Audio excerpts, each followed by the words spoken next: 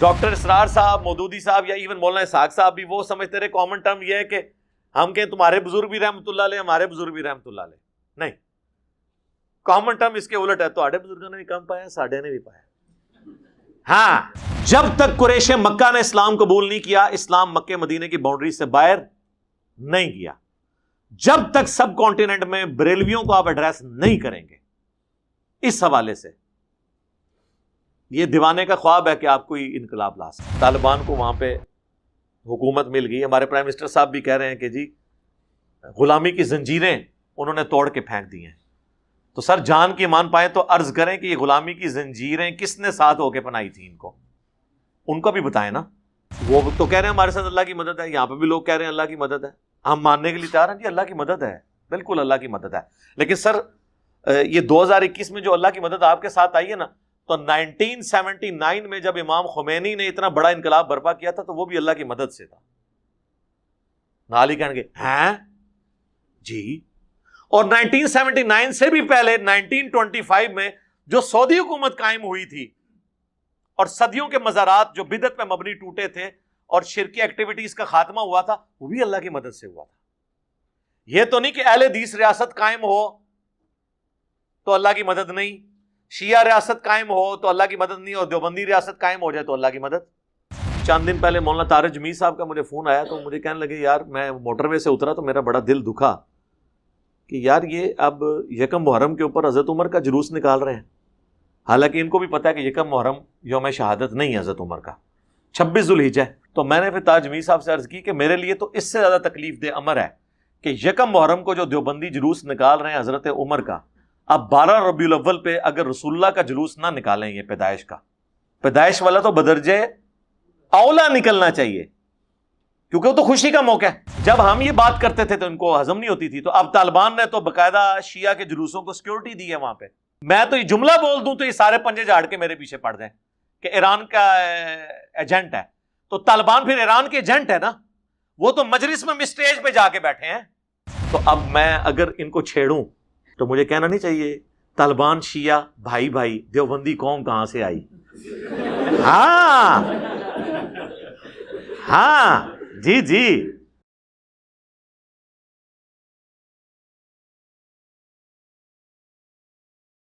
السلام علیکم.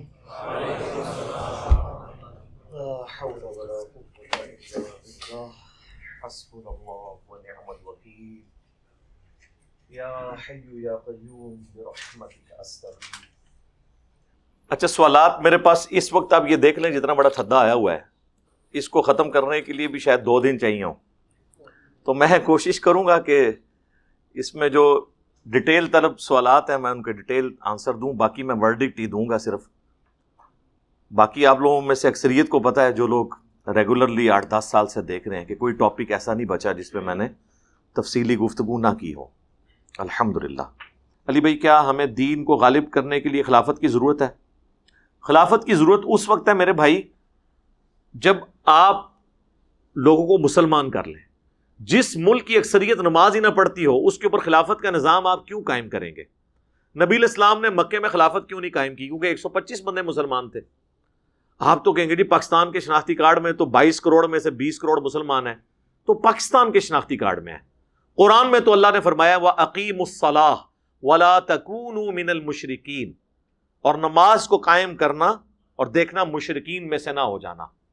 اور صحیح مسلم میں 246 نمبر حدیث، بندے کے کفر اور ایمان، شرک اور اسلام کے درمیان فرق نماز ہے. اور جامع ترمذی میں حدیث، جس نے جان بوجھ کر نماز چھوڑی اس نے کفر کیا. اور جامع ترمذی میں ہی عبداللہ بن شقیق تابعی کہتے ہیں کہ صحابہ کرام تارک الصلاح کے علاوہ کسی کی تکفیر نہیں کرتے تھے، یعنی وہ بے نمازی کو کافر سمجھتے تھے صحابہ کرام. تو صحابہ کرام کی ڈاکٹرن میں، قرآن و سنت کی ڈاکٹرن میں، جو بندہ نماز نہیں پڑھتا وہ مسلمان نہیں ہے. ہاں ہم اس کے کلمے کا احترام کر کے اسے کافر نہیں کہتے ہیں، البتہ مسلمانوں والی بات کوئی نہیں ہے. باقی جب وہ مسلمان ہی نہیں ہے تو اس پہ خلافت کیوں قائم کرنی ہے؟ اس چور کے ہاتھ کاٹنے کا کیا فائدہ ہے جو نماز ہی نہیں پڑھ رہا؟ وہ تو اسلام کو سیریس نہیں لے رہا. اور خلافت کا نظام اور اسلامی سزائیں مسلمانوں کے لیے ہیں. ہندو چوری کرے گا تو اس کے ہاتھ نہیں کٹیں گے، یہ ذہن میں رکھیں. تو خلافت کا شوق تو بڑا ہوتا ہے لوگوں کو. تو ویسے تو یہ بڑا زبان کا چسکے آپ کرتے رہے، تو ہم اسی کے لیے تو تیاری کر رہے ہیں. ہم بیسک لیول کے اوپر لوگوں کو ایجوکیٹ کر رہے ہیں، قرآن کی توحید کے ساتھ جوڑ رہے ہیں، نبی علیہ السلام کی سنت کے ساتھ جوڑ رہے ہیں. یہ وہ کام ہیں جو مولانا مودودی اور ڈاکٹر اسرار صاحب رحمہم اللہ اجمعین، ان لوگوں نے اس چیز کی طرف توجہ نہیں کی ہے. وہ اپنا ایسٹ سمجھتے رہے دیوبند کو، یا ڈاکٹر اسرار صاحب کے ساتھ کچھ اہل حدیث بھی لگ گئے. جو میجورٹی تھی یہاں پہ بریلوی، ان کو انہوں نے اگنور کیا.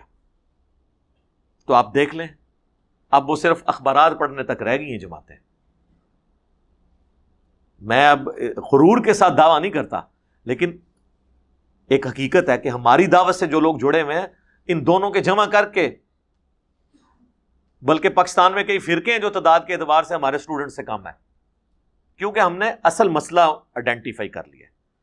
دیکھیں شیعہ سے آپ نے بات کرنی ہے اور آپ کہیں گے جی میں نے یزید کو ڈسکس نہیں کرنا، میں نے جمل صفین نہروان ڈسکس نہیں کرنی، آؤ قرآن و سنت پہ اکٹھے ہو جائیں. تو یہ دیوانے کا خواب ہی ہے، کیونکہ ان کا اصل مسئلہ یہی ہے. آپ بریلویوں سے کہیں چھوڑیں جو دیوبندیوں نے گستاخیاں کی ہیں وہ خود بھگتیں گے، ان کے بزرگ آئیں ہم قرآن و سنت پہ اکٹھے ہوں. وہ کہیں گے نہیں جی ہماری تو تفریح کی گستاخانہ عبارتوں پہ تھی. تو ہم نے اسی لیے موضوع بنایا اختلافی موضوعات کو، تاکہ کامن ٹرم کے اوپر لوگ اکٹھے ہوں. یہ بھی تو ہے نا، تعالوا الی کلمۃ سواء بیننا وبینکم. ڈاکٹر اسرار صاحب، مودودی صاحب، یا ایون مولانا اسحاق صاحب بھی وہ سمجھتے رہے کامن ٹرم یہ ہے کہ ہم کہیں تمہارے بزرگ بھی رحمۃ اللہ علیہ، ہمارے بزرگ بھی رحمۃ اللہ علیہ. نہیں، کامن ٹرم اس کے الٹ ہے، تو بزرگوں نے بھی کم پایا، ساڈے نے بھی پایا. ہاں، اور کامن ٹرم یہ ہے کہ ہاں بریلوی جو آپ کہہ رہے ہو نا کہ یہ دیوبندی گستاخ ہیں، ہم آپ کے ساتھ ہیں، انہوں نے گستاخیاں کی ہیں، لیکن آپ کے بزرگوں نے بھی چشتی رسول اللہ پڑھوایا. اگر انہوں نے اشرف علی رسول اللہ پڑھوایا تو یہ کامن ٹرم ہوگی. شیعہ کے ہم ساتھ ہیں کہ حضرت علی کے ساتھ جو زیادتیاں کی ہیں اور ممبروں پر ان پہ لعنت کروائی گئی، بالکل غلط ہوا. لیکن آپ بھی تو بنو امیہ کے طریقے پہ ہو، آپ باقی صحابہ پہ لعنت کر رہے ہو ممبر سے، تو آپ تو خود بنو امیہ کی پارٹی ہو، حضرت علی کی پارٹی تو نہیں ہو. حضرت علی نے تو جنگ صفین میں نے ناج البلاغہ سے خطبہ پڑھ کے سنایا، انہوں نے اپنے ساتھیوں کو، جنگ کے دوران تو اجازت ہوتی ہے بندہ جو مرضی بول لے، گالی گلوچ کرتے سنا تو انہوں نے کہا اہل شام کو گالی مت دو، ان کی غلطی ان پر ہائی لائٹ کرو تاکہ وہ جو ہے اطاعت کے اندر واپس آ جائیں. تو آج کی ڈیٹ میں گالیاں نکالنے کا تو فائدہ نہیں، علمی طریقے سے آپ اختلاف رائے کریں جو ہم کر رہے ہیں. جب تک قریش مکہ نے اسلام قبول نہیں کیا، اسلام مکہ مدینے کی باؤنڈری سے باہر نہیں گیا. جب تک سب کانٹیننٹ میں بریلویوں کو آپ ایڈریس نہیں کریں گے، اس حوالے سے یہ دیوانے کا خواب ہے کہ آپ کوئی انقلاب لا سکیں. وقتی انقلاب ضرور آتے ہیں، وہ تو آپ دیکھیں لوگ بڑے فخر سے کہتے ہیں جی اللہ کی مدد آئی ہے. ابھی یہ جو کچھ ہوا اگست 2021 میں، طالبان کو وہاں پہ حکومت مل گئی. ہمارے پرائم منسٹر صاحب بھی کہہ رہے ہیں کہ جی غلامی کی زنجیریں انہوں نے توڑ کے پھینک دی ہیں. تو سر جان کی ایمان پائیں تو عرض کریں کہ یہ غلامی کی زنجیریں کس نے ساتھ ہو کے پنائی تھی ان کو بھی بتائیں نا. تو سٹیٹمنٹ دیتے ہوئے ذرا غور کیا کریں. اس طرح کرنے سے کوئی ہمارے گناہوں پہ پردہ نہیں پڑ جانا، بہتر ہے خاموش ہی رہیں. اب وہ تو کہہ رہے ہیں ہمارے ساتھ اللہ کی مدد ہے، یہاں پہ بھی لوگ کہہ رہے ہیں اللہ کی مدد ہے. ہم ماننے کے لیے تیار ہیں جی اللہ کی مدد ہے، بالکل اللہ کی مدد ہے. لیکن سر یہ 2021 میں جو اللہ کی مدد آپ کے ساتھ آئی ہے نا، تو 1979 میں جب امام خمینی نے اتنا بڑا انقلاب برپا کیا تھا تو وہ بھی اللہ کی مدد سے تھا. نال ہی کہیں گے ہیں جی. اور 1979 سے بھی پہلے 1925 میں جو سعودی حکومت قائم ہوئی تھی اور صدیوں کے مزارات جو بدعت پہ مبنی ٹوٹے تھے اور شرکی ایکٹیویٹیز کا خاتمہ ہوا تھا، وہ بھی اللہ کی مدد سے ہوا تھا. یہ تو نہیں کہ اہل حدیث ریاست قائم ہو تو اللہ کی مدد نہیں، شیعہ ریاست قائم ہو تو اللہ کی مدد نہیں، اور دیوبندی ریاست قائم ہو جائے تو اللہ کی مدد. یا تینوں کو اللہ کی مدد مانے، یا ہماری طرح اس کا فیصلہ آخرت میں ہونے دیں کہ کون سی اللہ کی مدد کے ساتھ ہوا ہے اور کون سی دنیاوی کامیابی ہے. آپ پلیز آپ اس معاملے میں نہ پڑیں.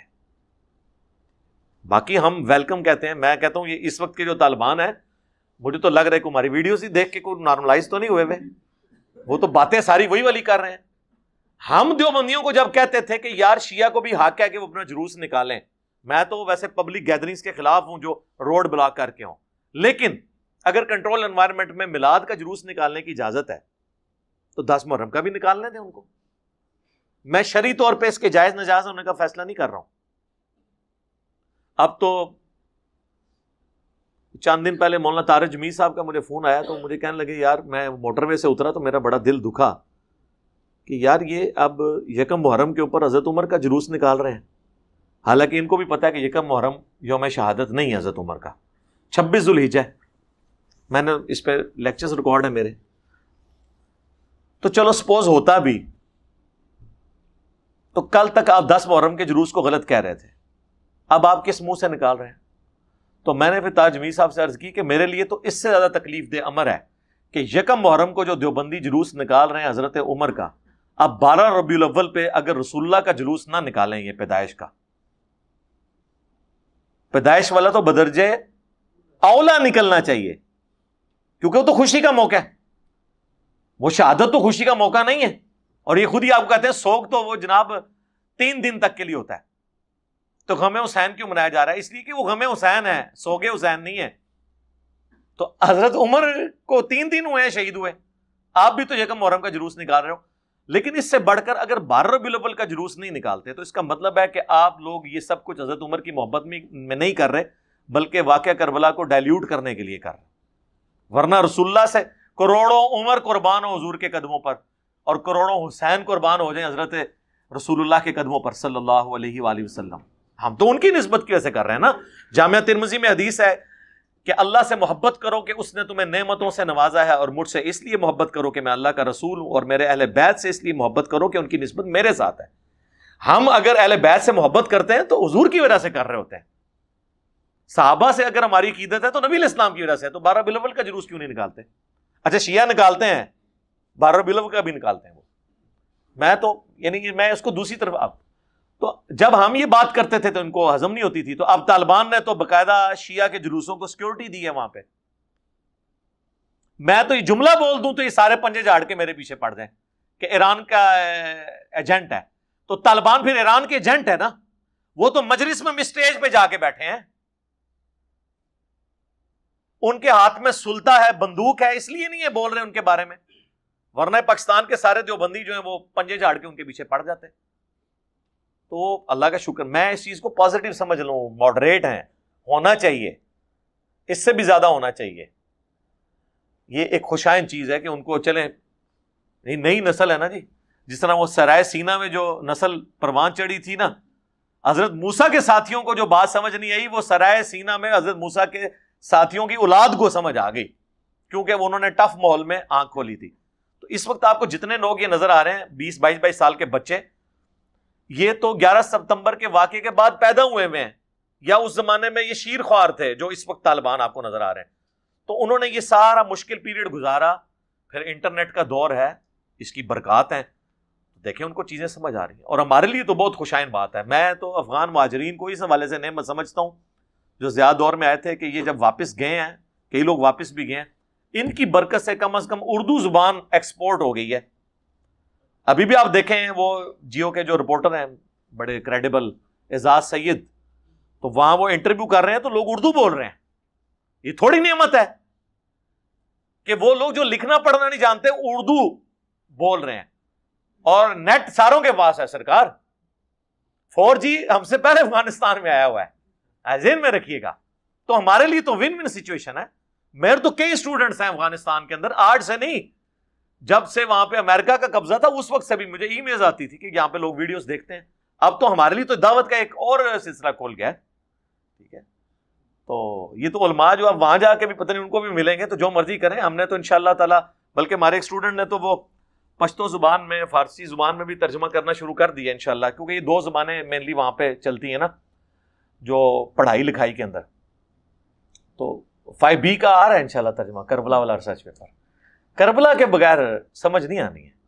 جہاد اور خلافت کی بات ہو اور حسین کو آپ بیچ میں سے نکال دیں.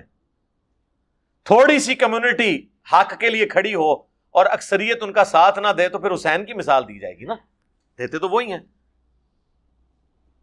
ایون دیکھ لیں آپ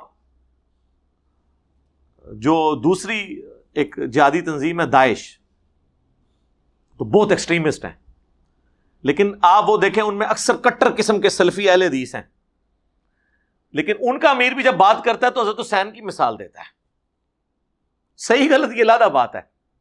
آپ کے ملک کے اندر مولانا فضل الرحمان صاحب جب دھرنا لے کے نکلے ہیں، عمران خان کو انہوں نے یزید کہا ہے، اپنے آپ کو حسین نہیں کہا، لیکن آلموسٹ میسج تو یہ دیا. لاہور میں انہوں نے تقریر کرتے ہوئے کہا کہ امام حسین علیہ السلام کے ساتھ بھی تو ساتھی تھوڑے تھے، امام بھی کہا حسین کو، علیہ السلام بھی کہا.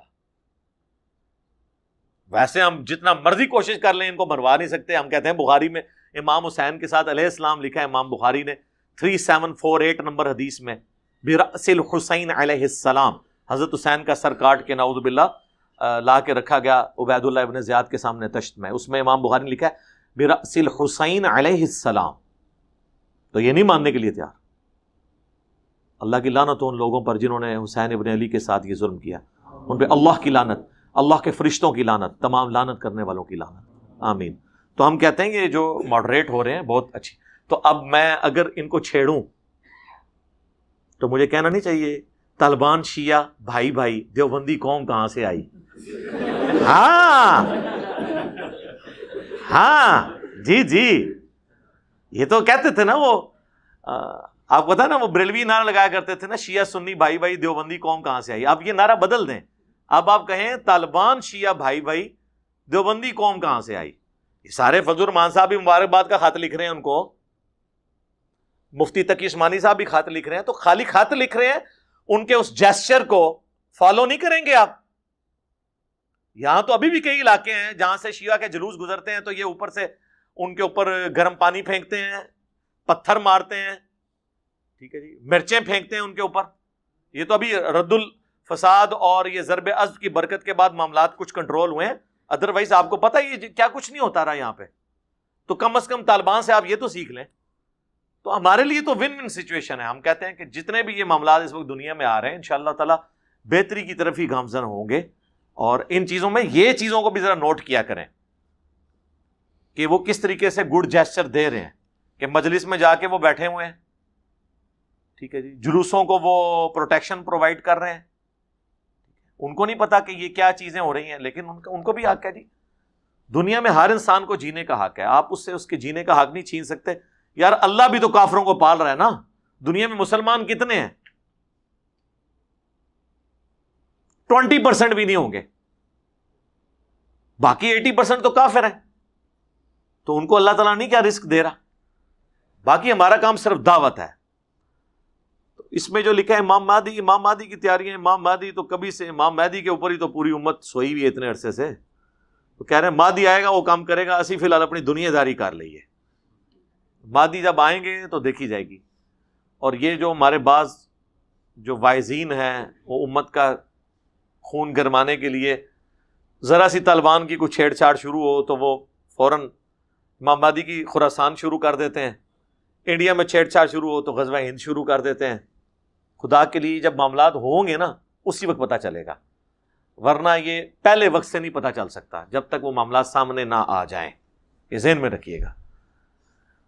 پہلے تو صحابہ کو نہیں پتہ چلا جنگ جمل کیوں ہار گئے تھے حضرت علی کے مخالفین، کہ وہ عمار ابن یاسر کو جب دیکھتے تھے نا حضرت علی کے گروہ میں تو ان کو حدیث یاد آتی تھی کہ صحیح بخاری اور مسلم دونوں میں حدیث ہے کہ عمار کو ایک باغی جماعت قتل کرے گی، عمار انہیں اللہ اور جنت کی طرف بلائے گا، وہ جماعت دوزخ کی طرف بلا رہی ہوگی. تو وہ ڈر جاتے تھے کہ حضرت علی کی جماعت جنت کی طرف بلا رہی ہے اور ہماری جماعت دوزخ کی طرف. تو کئی لوگ تو اس وجہ سے جنگ چھوڑ جاتے تھے. ان کو بھی نہیں پتا تھا کہ حضرت عمار ابن یاسر نے جمل میں شہید نہیں ہونا، صفین میں ہونا ہے. لیکن جمل والے بھی کانفیڈنس لوز کیے ہوئے تھے، علم غیب تو نہیں تھا اس زمانے میں ہوتا. این ممکن ہے کہ جنگ جمل میں بھی حضرت عمار شہید ہو جاتے. تو اگر صحابہ کو اپنے زمانے میں معاملات کی اس طریقے سے سمجھ نہیں آئی تو آج کس طرح کوئی کر سکتا ہے؟ ہاں ماضی میں آپ دیکھ سکتے ہیں، آج کی ڈیٹ میں ہم جنگ جمل کے بارے میں ڈیسائیڈ کر سکتے ہیں کہ اس جنگ کے اندر حضرت عمار شہید نہیں ہوئے، تو یہ اسپیسیفکلی باغی ان کو کہا گیا، جنگ صفین والوں کو. حضور علیہ السلام کے زمانے میں کئی ایک پریڈکشن ہے کہ تم جو ڈھال کہ چہرے کی مانند جو لوگ ہیں ان کے ساتھ جنگیں کرو گے، تاتاریوں کے ساتھ. وہ تاتاریوں کے ساتھ جنگیں تو پھر 400-500 سال کے بعد ہوئی ہیں. تو آپ کو بخاری مسلم میں یہ تو ملے گا، لیکن اس وقت تک تو یہ کلیئر نہیں تھا کہ یہ کس زمانے میں ہے. آج ہم بتا سکتے ہیں کہ یہ حدیثیں کب فٹ ہوتی ہیں، وقت سے پہلے نہیں، وقت کے بعد.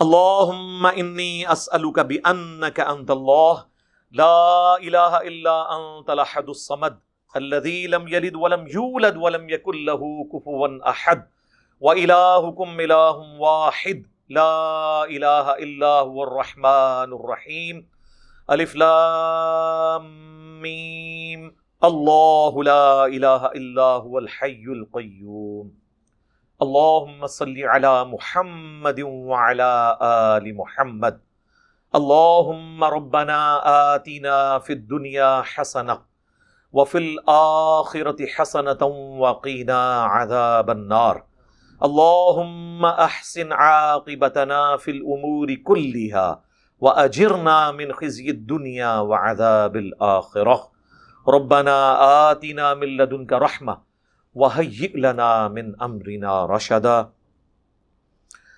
اے اللہ ہماری، ہمارے ماں باپ کی، ہمارے بیوی بچوں کی، پوری امت کی تمام دینی، دنیاوی، جسمانی، روحانی، ظاہری، باطنی پریشانیاں، تکلیف، مصیبتیں، دکھ، درد، بیماریاں، دشواریاں دور فرما. اے اللہ ہماری، ہمارے ماں باپ کی، ہمارے بیوی بچوں کی اور پوری امت کی تمام پریشانیوں کو اے اللہ دور فرما کے آخرت میں ان کے عوض اجر عظیم عطا فرما، صبر اور استقامت نصیب فرما. اے اللہ ہمارے ملک پاکستان کی خیر فرما، اندرونی اور بیرونی خطرات سے محفوظ فرما، پورے عالم اسلام کی خیر فرما. اے اللہ پاکستان، افغانستان، عراق، چائنا، فلسطین، شام، جہاں کہیں بھی مسلمان تکلیف میں، اللہ ان کی تکلیف کو دور فرما. حاضرین کے دلوں میں جو جو نیک اور جائز دعائیں ہیں اپنی بارگاہ میں قبول و منظور فرما. جتنے لوگ بھی اس دعوت سے جڑے ہوئے ہیں اللہ ویڈیوز دیکھیں گے، اللہ تمام کے دلوں میں جو جو نیک اور جائز دعائیں ہیں اپنی بارگاہ میں قبول و منظور فرما. اے اللہ جن جن بھلائیوں کا سوال تیرے محبوب صلی اللہ علیہ وآلہ وسلم نے تجھ سے کیا، ہمارے حق میں، ہمارے ماں باپ کے حق میں، ہمارے بیوی بچوں کے حق میں، پوری امت کے حق میں قبول و منظور فرما. اور جن جن چیزوں کے شر سے تیرے محبوب علیہ السلام نے تیری پناہ طلب کی، ہمیں، ہمارے ماں باپ کو، ہمارے بیوی بچوں کو، پوری امت کو ان چیزوں کے شر سے اپنی پناہ عطا فرما. اے اللہ حاضرین کے دلوں میں جو جو نیک اور جائز دعائیں ہیں قبول فرما. حاضرین کے گھر والوں میں جو کوئی بیمار ہیں انہیں شفا عطا فرما. حاضرین کے اے اللہ جو چھوٹے بڑے رشتہ دار فوت ہو چکے، جتنے بھی مسلمان آج تک فوت ہوئے، اے اللہ ان کی مغفرت فرما.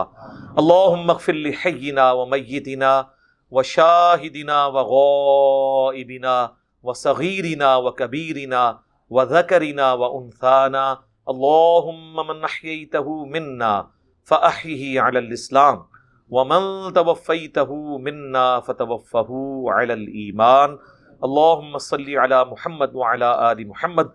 سبحان ربک رب العزۃ عما یصفون وسلام علی المرسلین والحمد للہ رب العالمین.